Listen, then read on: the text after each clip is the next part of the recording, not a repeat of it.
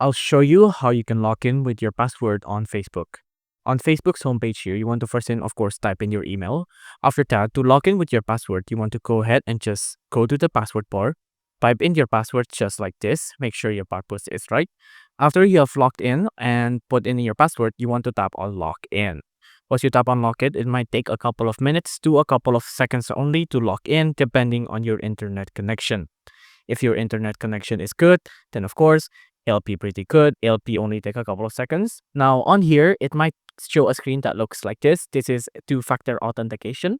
So if you have this, just follow the directions on screen, which is to check your notification on another device. You might need to go to your phone to allow the approve to log in.